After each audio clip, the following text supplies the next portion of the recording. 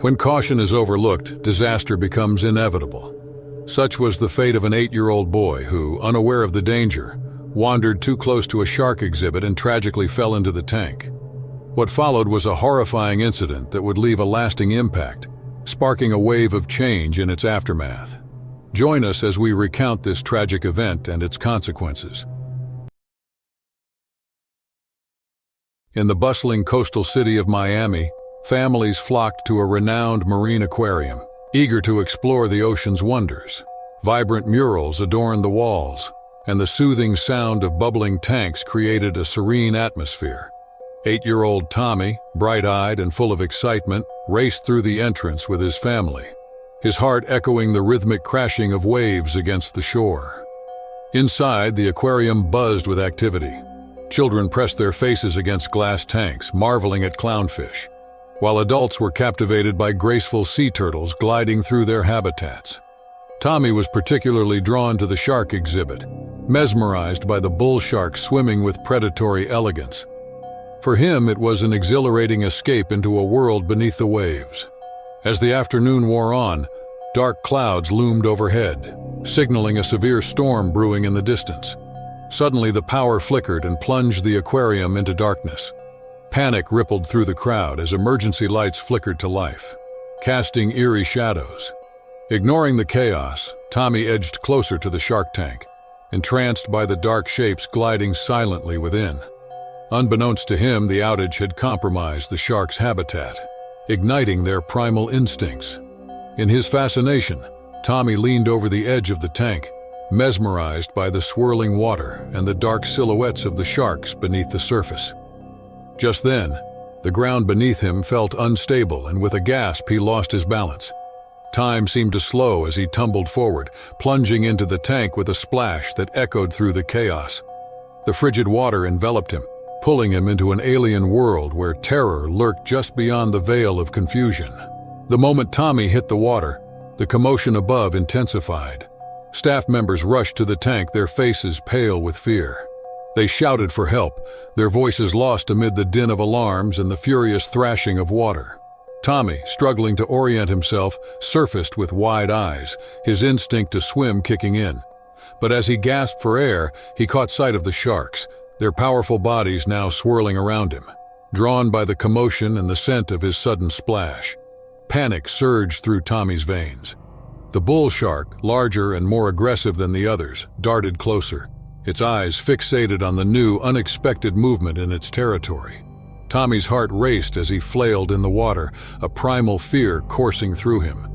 The once majestic creatures, now fueled by the chaos and confusion of the storm, began to exhibit erratic behavior. They circled him, their movements becoming more aggressive as they sensed the disturbance in their domain. Outside the tank, aquarium staff scrambled to activate emergency protocols.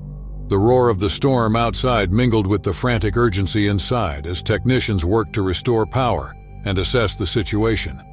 They knew they had to act quickly. Every second counted.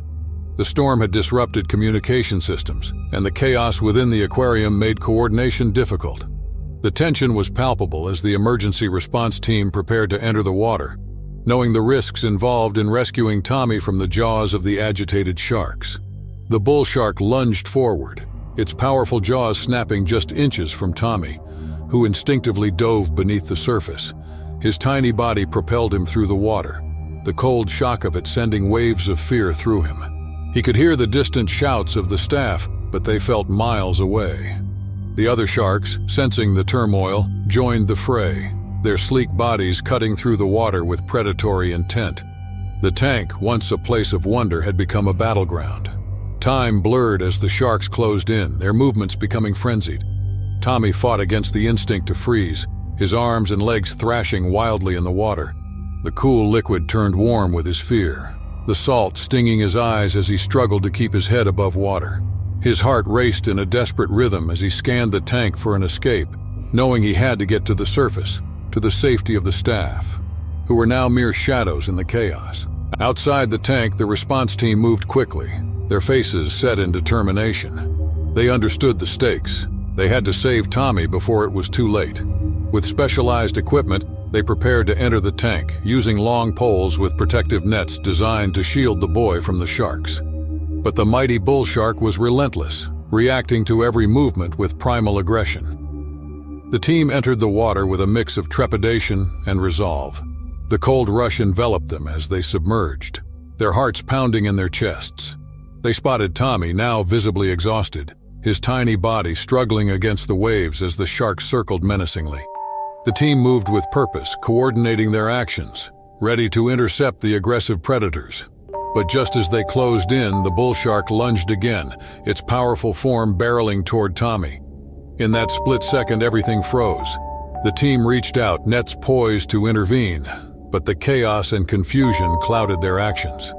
Tommy's eyes met theirs for an instant, a mixture of fear and hope sparking in the depths. The bull shark struck, its jaws snapping around Tommy, the water erupting in a violent frenzy as the scene spiraled into chaos. In the aftermath, the aquarium staff and emergency responders worked tirelessly to extract Tommy from the tank, but the damage had been done. The team's frantic efforts had come too late. Despite their heroic attempts, Tommy did not survive. The aquarium became a sad place, filled with the echoes of regret and sorrow. The storm outside raged on, a fitting backdrop to the tragedy that had unfolded within the safety of its walls. In the weeks that followed, the community grappled with the tragedy, a profound sense of loss rippling through the city. The aquarium initiated an investigation, revealing the technical failures that had led to the disaster. Safety protocols were reevaluated, ensuring that such a catastrophe would never happen again. The incident sparked discussions about the importance of understanding animal behavior under stress, especially in situations of crisis.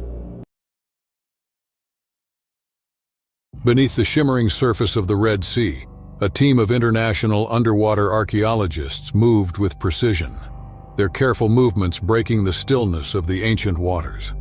After weeks of preparation, they dove into the depths of the coast of Egypt to excavate an extraordinary discovery, a shipwreck believed to be over 2,000 years old. This site, nestled among vibrant coral reefs and teeming with marine life, had eluded scholars for centuries. The prospect of uncovering untold artifacts and knowledge from the past energized the team, each member focused and determined to respect the fragile relics buried on the ocean floor. The wreck lay deep beneath layers of sand and silt, obscured by time but not entirely untouched. The battered and broken hull still clung to its cargo, bronze statues, intricately designed pottery, and mysterious wooden chests sealed with rusted metal locks. The salt water had claimed its share, but the promise of what remained was immense.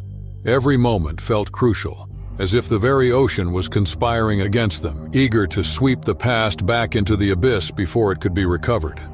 The team, comprised of experts from around the globe, worked in silence. The only sounds were the hum of oxygen tanks and the muted clang of their tools against the wreck. Their base camp anchored nearby monitored their progress and sent updates to universities and governments invested in the outcome of this historic dive. Yet the urgency of their mission stemmed not only from the knowledge they sought. The marine life surrounding them, once vibrant and varied, had become increasingly restless in recent days. Schools of fish that had glided lazily past, indifferent to the archaeologists' presence, now swam erratically, their numbers dwindling. Strange ripples disturbed the water's surface, and ominous shadows loomed beneath. Initially, the team attributed these changes to natural shifts in the sea. However, it soon became clear that the culprits were hammerhead sharks, magnificent yet typically elusive creatures circling closer to the team. At first, their behavior seemed like mere curiosity. The sleek predators approached the equipment, investigating the strange mechanical intruders. But what started as innocuous interest soon morphed into something far more menacing. As the archaeologists worked, the hammerheads grew aggressive, darting toward the cables connecting their dive gear to the surface.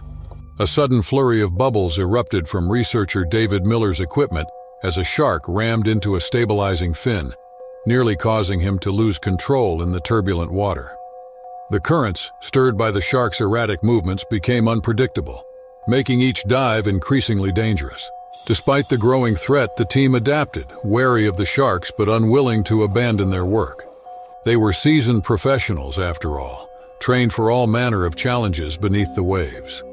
Yet as hours passed and the sharks' behavior became more erratic, a creeping sense of unease settled over them.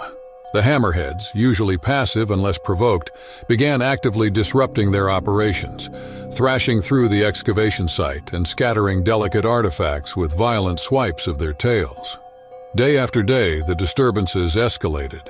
The hammerheads seemed to target the expedition's core, deliberately interfering with their equipment and creating chaotic currents that threatened to sweep away both team members and artifacts. Each dive became a calculated risk, the fear of losing priceless historical finds and the genuine danger of an attack lingering in their minds. The team's focus shifted. The wreck was no longer the sole concern. Each descent into the water felt like venturing into hostile territory, where once docile sharks now swarmed aggressively, asserting their dominance over the domain they once shared with the archaeologists. Divers had to balance their desire to preserve the past with their instinct for survival, working faster and more erratically as the sharks continued to disrupt their efforts. Above the water, the researchers convened, poring over their data in search of answers. The Red Sea had long been home to these majestic predators, but something was altering their natural behavior. In-depth analysis revealed the culprit. A construction project nearby, less than a mile away, had begun dredging the seafloor for a new shipping lane. The seismic activity, noise pollution, and disturbance to the fragile marine ecosystem had all contributed to the sharks' growing aggression.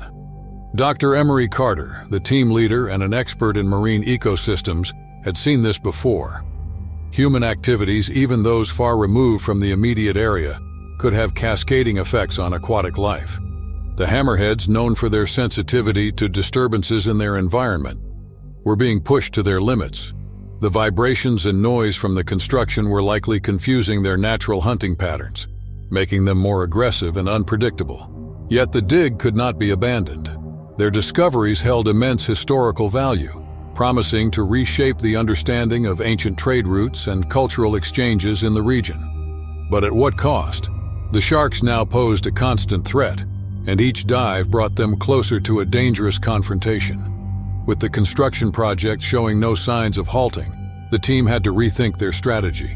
They began working in shorter shifts, coordinating their efforts with military precision to extract as much as possible during narrow windows of relative calm between the sharks' attacks. Support vessels equipped with advanced sonar and shark deterrent systems were brought in to help mitigate the risks, although the effectiveness of these measures remained uncertain.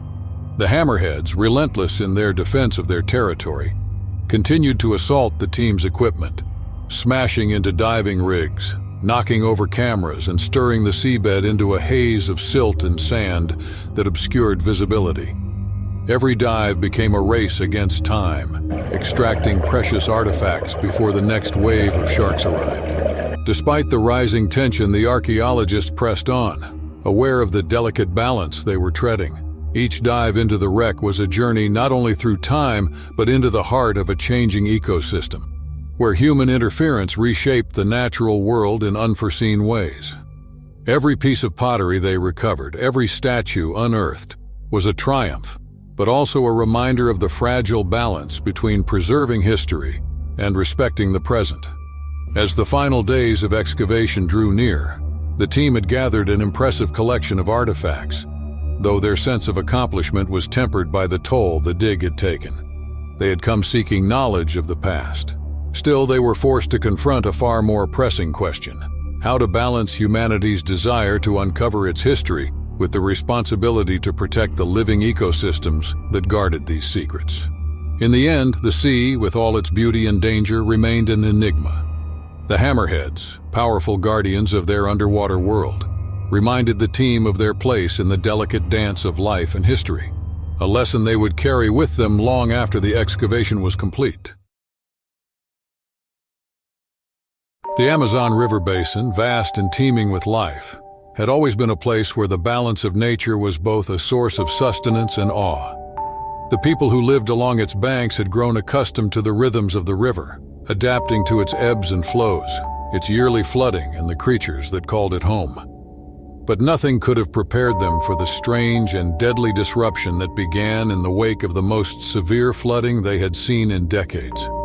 The rains had been relentless that year, pouring down in a torrent for weeks on end, transforming the already swollen Amazon River into a massive, uncontrollable force.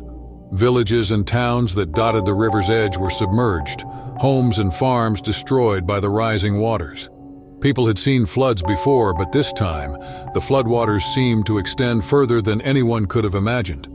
Tributaries that had once been shallow streams became rivers of their own, carving new paths through the jungle and transforming the landscape in ways that even the oldest villagers hadn't witnessed in their lifetimes. As the water levels rose, so too did a sense of foreboding. With the floodwaters came changes in the patterns of wildlife.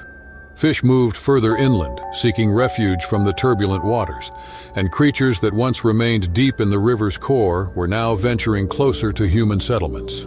Among them, a new predator had arrived: bull sharks. Bull sharks, known for their ability to survive in both salt and fresh water, had previously been restricted to the river's delta, where the Amazon met the Atlantic Ocean. But now, driven by the floods, they began swimming further upstream, following the floodwaters into the heart of the river basin. At first, their presence went unnoticed. The river was already filled with danger, from piranhas to caimans. But nothing had ever come as close or been as bold as the sharks. The first sign of trouble came when local fisherman Joaquim failed to return from a routine trip on the river. Joaquim was known as a skilled and cautious fisherman, someone who understood the risks of the river and respected its power. His boat was later found drifting along the swollen riverbank, half submerged, with no sign of him. It wasn't until a group of searchers found his shredded net floating near the shore, torn to pieces, that the community realized something had gone horribly wrong. Joaquim's disappearance sent ripples of fear through the village. His boat had been found in waters where no one had ever encountered sharks before. Yet the nature of the damage and the sheer violence of it suggested a large predator. People whispered of the bull sharks, though it seemed impossible that they could have come this far inland. But as the days went on, more attacks were reported. Livestock that had wandered too close to the river were found mauled, their remains bearing the unmistakable marks of shark bites. Fishermen began hauling in mutilated fish, their bodies scarred from encounters with sharp teeth. Panic quickly set in. The river, which had always been a source of life and livelihood for the community, had turned into something far more sinister. The once busy riverbanks, filled with the sounds of children playing and fishermen casting their nets, became eerily quiet.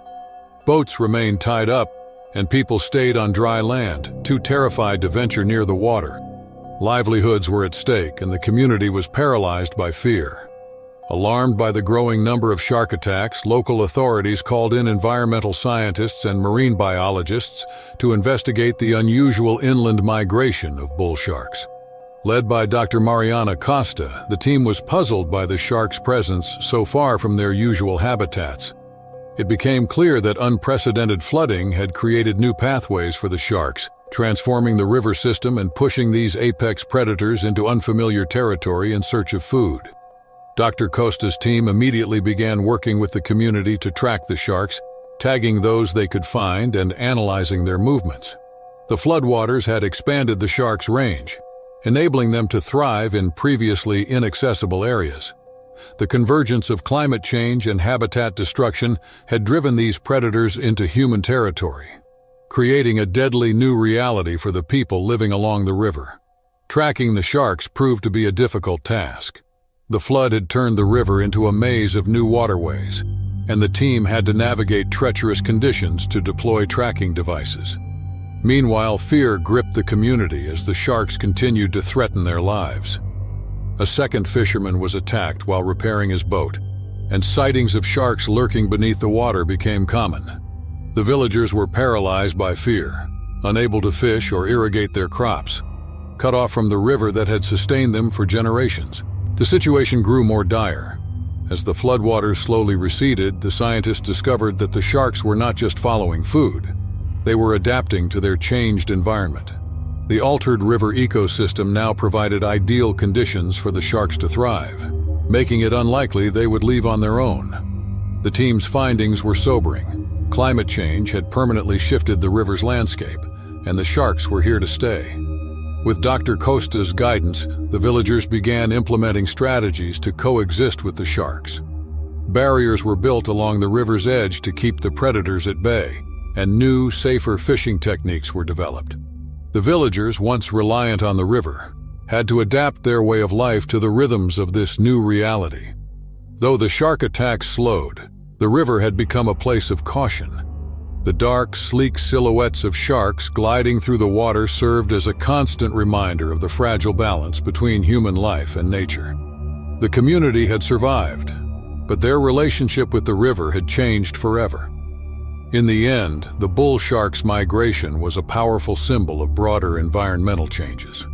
For the people of the Amazon River Basin, survival now meant adapting not only to the river's unpredictability, but also to the predators that had followed the flood.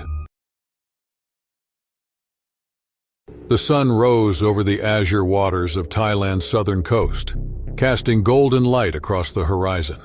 The air was warm and humid, thick with anticipation as the annual international snorkeling competition drew participants from around the globe.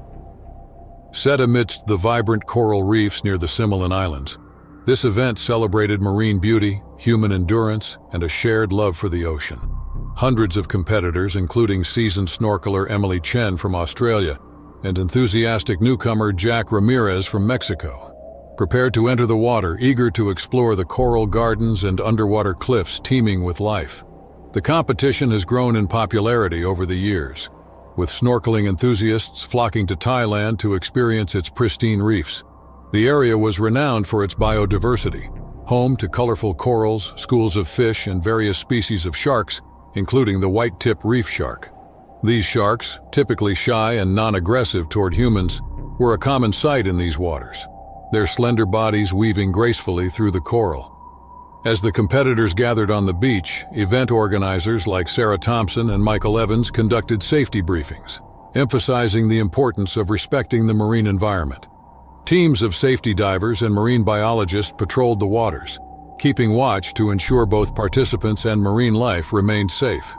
The competition had always maintained a strong emphasis on sustainability, discouraging any disturbance to the fragile coral reefs. But beneath the surface, unseen and unfelt by the snorkelers, the reef was under pressure. Years of rising sea temperatures had led to extensive coral bleaching, weakening the once vibrant reefs. Overfishing in the area had disrupted the natural balance of marine life, and the sharks, though still present, had begun behaving erratically. For weeks leading up to the event, marine biologists had observed concerning behaviors from the local shark population, more frequent sightings, unusual feeding patterns, and an agitation that raised alarms. Yet, with no direct threat observed, the competition had proceeded as planned. As the first group of snorkelers, including Emily and Jack, entered the water, the scene was idyllic. They floated above the coral, buoyant in the crystal-clear water, eyes wide with wonder as they marveled at the underwater world below. Schools of fish darted in and out of the coral, flashing silver and blue in the sunlight filtering down through the waves. The white-tip reef sharks swam at a distance, their sleek forms moving with an elegance that belied their predatory nature. But as more participants entered the water, the atmosphere began to shift. Subtle signs of unease among the sharks quickly escalated. Observing from the surface, the biologists noticed the sharks' movements becoming more erratic. They swam closer to the snorkelers, circling them in tight, anxious loops. The sharks' usual indifference to human presence had been replaced by something darker, a rising aggression that seemed to grow with each passing minute. It started slowly. Jack noticed a shark bumping into his fins, something unusual but not entirely alarming. However, another shark swam straight toward a group of divers, veering off at the last second but close enough to incite panic. The water, once calm and inviting, now felt thick with tension. The sharks, typically solitary hunters, were acting in unison, their movements coordinated as they circled the snorkelers. Without warning, one of the sharks lunged at competitor Sarah Mitchell, its sharp teeth slicing through the strap of her mask. The sudden loss of visibility caused her to thrash in the water, sending ripples of panic through the group. The splashing only seemed to incite the sharks further. They darted in and out of the clusters of snorkelers, targeting equipment, fins, snorkels, masks, tearing at anything within reach. Their sleek bodies created dangerous currents as they rushed through the water, unsettling the delicate balance of the coral beneath them. What had begun as a peaceful competition now descended into chaos. Snorkelers, disoriented and fearful, struggled to stay together as the sharks grew bolder. The water churned as more participants, sensing the danger, attempted to flee to the surface. But the sharks, driven by some unseen force, continued their assault, their focus now shifting to the people themselves. Panic rippled through the groups as divers found themselves trapped in the swirling currents created by the sharks' powerful movements. Several snorkelers, attempting to escape the growing threat, swam deeper into the reef, unknowingly moving into treacherous areas where the coral formed tight labyrinths. The currents pushed them into narrow channels, where jagged coral formations loomed like underwater cliffs. In their panic, some became trapped, their fins caught on the brittle branches of the dying coral. The sharks, relentless in their pursuit, continued to circle. Above the surface, the event organizers quickly realized the gravity of the situation. Emergency procedures were enacted and teams of safety divers entered the water, equipped with shark deterrents and protective gear. They moved swiftly, forming barriers between the sharks and the struggling participants. The biologists on the safety boats worked frantically to understand what was happening. The white-tip reef sharks, once passive inhabitants of this ecosystem, had transformed into aggressors, targeting humans in a way that defied their natural behavior. The answer lay in the deteriorating health of the reef. The coral, weakened by years of bleaching and environmental stress, had begun to die off, taking with it the delicate balance of marine life. Overfishing had reduced the sharks' natural prey, and the stressed ecosystem left them desperate. The sudden influx of hundreds of snorkelers, combined with the vibrations and noise they created, likely triggered a survival response in the sharks. Their aggression wasn't malicious, it was a byproduct of an ecosystem pushed to its limits. In the chaos, several participants were injured, some cut by sharp coral, others by the sharks themselves as they tore through equipment. Thanks to the quick response of the safety teams, most were pulled from the water before the situation worsened. The organizers, shaken by the unprecedented events, called off the competition, and the focus shifted from celebration to rescue and recovery. As the last of the snorkelers were brought to shore, the biologists worked tirelessly to assess the damage. The event had served as a stark reminder of the fragility of the marine ecosystem. The white-tip reef sharks, once symbols of the reef's wild beauty, had become a warning of what happens when nature is pushed too far. Coral bleaching, overfishing, and the pressures of human activity had combined to create a perfect storm, leaving both humans and marine life vulnerable. In the aftermath, the incident sparked a global conversation about the urgent need for sustainable practices in marine environments. The competition, once a joyful celebration of the ocean, had become a sobering lesson in the consequences of environmental neglect. The sun hung low on the horizon, casting a golden hue over the South African coast as a sturdy commercial fishing vessel rocked gently with the waves. This region of the Atlantic, rich with yellowfin tuna and swordfish, had long been the lifeblood of the crew, but recent weeks had brought poor hauls, leaving them anxious and uncertain. Tonight, however, promised a much-needed bounty. Captain James "Jimmy" Hawkins, a seasoned mariner with decades of experience, stood on the bridge, his weathered eyes scanning the horizon. Below, the crew bustled with activity, lowering their heavy nets into the depths. The rhythmic thrum of the boat's engine blended with the gentle sounds of the sea, a familiar harmony to their nightly labor. The crew knew these waters well, but tonight, the ocean held a dangerous surprise. As the first fish filled the nets, relief spread among the men. After a difficult season of sparse catches and mounting pressures, this haul seemed like a hopeful turn. But as the nets grew heavier, so did the threat beneath the surface. Without warning, the water surrounding the boat began to churn. At first it was subtle, ripples that might have gone unnoticed, but soon the disturbance became impossible to ignore. The crew, sensing something amiss, peered over the railing, squinting into the darkening waters. Sleek, fast-moving shapes cut through the depths like shadows. A pod of mako sharks had found them. Known for their speed and ferocity, mako sharks were among the fastest predators in the ocean, reaching speeds up to 60 miles per hour. Drawn by the thrashing fish trapped in the nets, the makos began to circle the boat, their torpedo-shaped bodies slicing through the water with lethal precision. The crew's excitement quickly turned to dread as the sharks attacked the nets, their razor-sharp teeth tearing through the heavy mesh with terrifying ease. The water frothed as the sharks ripped into the catch, sending torn nets and precious fish sinking into the depths. The crew could only watch in horror as their livelihood disappeared into the hungry mouths of the relentless predators. Desperation set in. The damage was escalating quickly. Fish were escaping, nets were being destroyed, and the sharks showed no signs of stopping. The crew, including First Mate Lucas Taylor and Deckhand Eric Johnson, worked frantically to haul in what they could. But every time they pulled on the ropes, the makos struck, attacking the nets with renewed fury.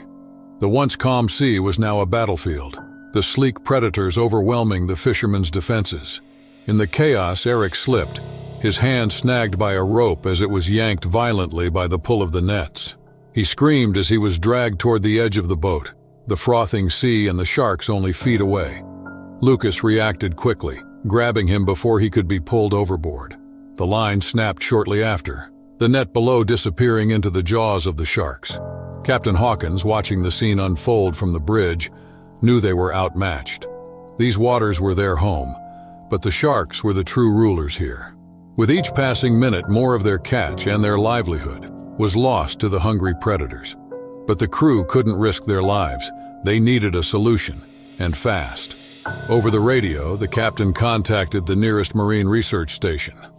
In recent years, the tension between commercial fishing and marine conservation has grown ever tighter, as environmentalists warned of the fragile balance between human activity and the ocean's ecosystems. The mako sharks, although dangerous at this moment, were a vital part of that balance, their numbers dwindling due to overfishing and environmental degradation. Killing them wasn't an option, not for the long-term sustainability of the ocean or the fishermen's future. On the other end of the radio, marine biologists quickly assessed the situation.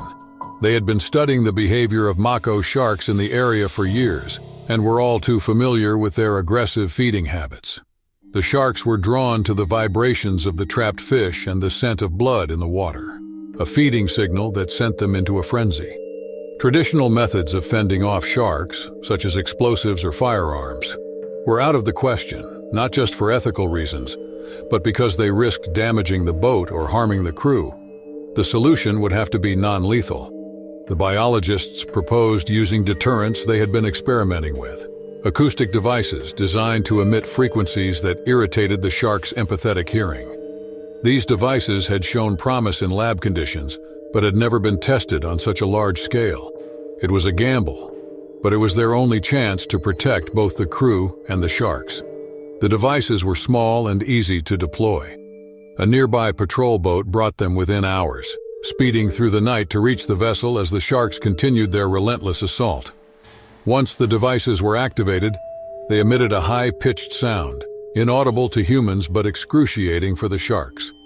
Slowly, the pod began to disperse, the sharks retreating from the irritating noise. The crew, exhausted but relieved, watched as the predators faded into the deep, leaving behind torn nets and a shattered catch. The aftermath of the encounter weighed heavily on the crew. The damage to their equipment was severe, and the loss of their catch would set them back significantly. But they had avoided a far greater tragedy. No one had been seriously injured, and the mako sharks, though a formidable threat, had been driven away without bloodshed.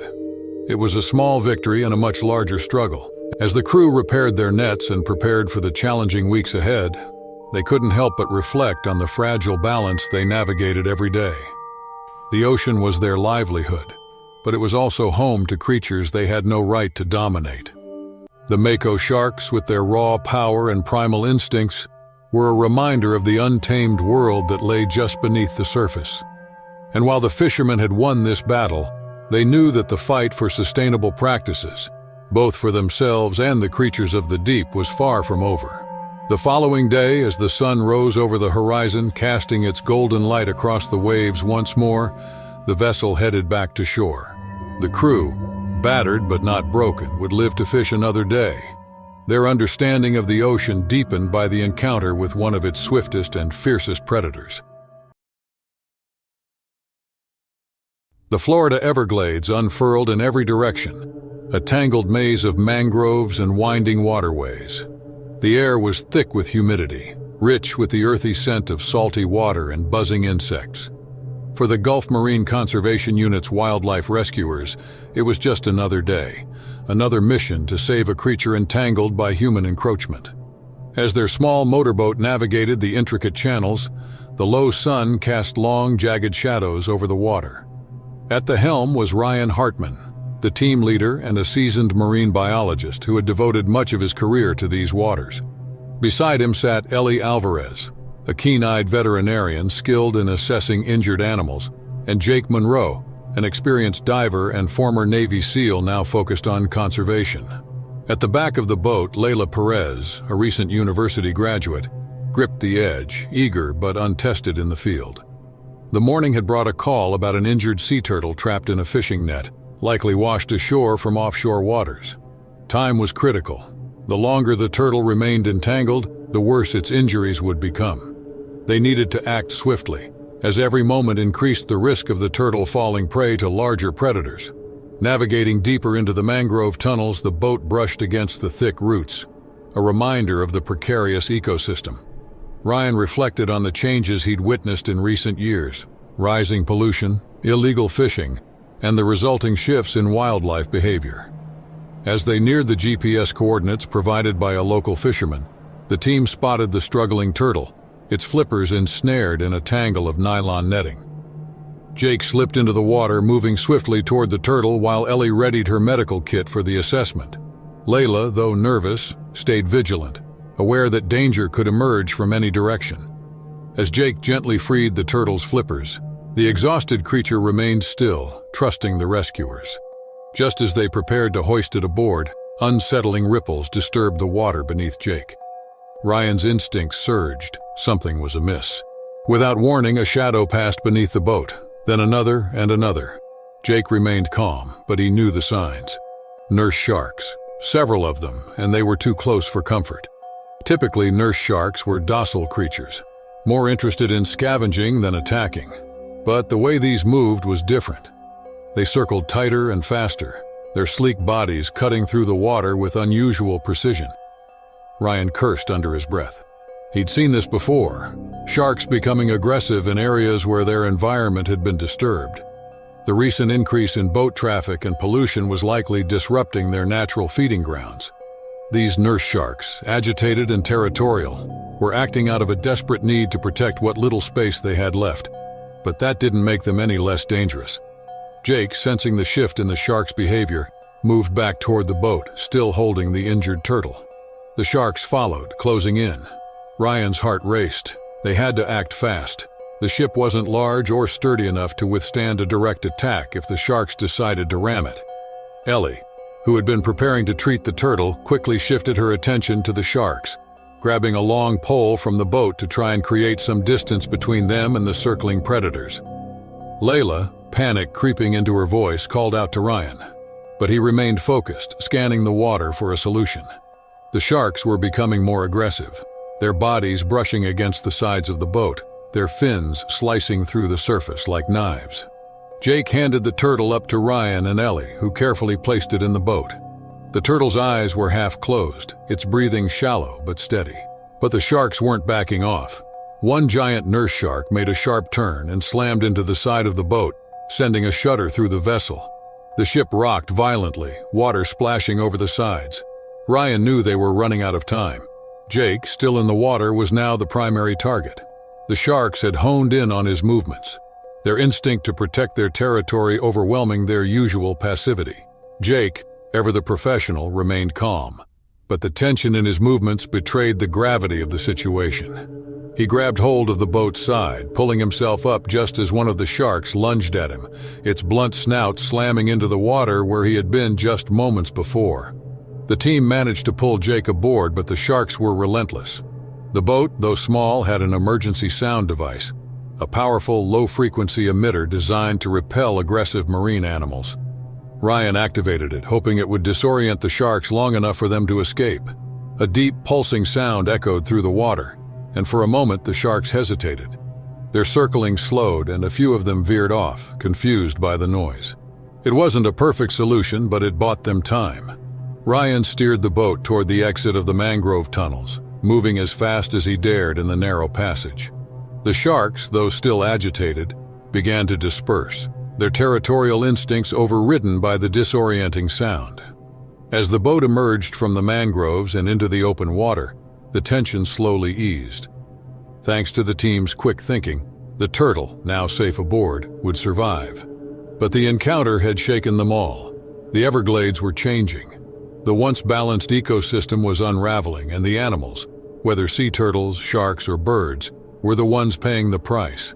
The team knew that their work wasn't just about rescuing individual animals anymore. It was about addressing the root causes of the disturbances. Pollution, habitat loss, and human interference were creating a volatile situation, one that even the most experienced wildlife rescuers couldn't always predict or control. As they sped back toward the research center, the sun dipped below the horizon, casting a blood-red glow over the water. The team sat in silence, each of them lost in thought. The sea turtle, now resting in the back of the boat, was just one small victory in a much larger ongoing struggle.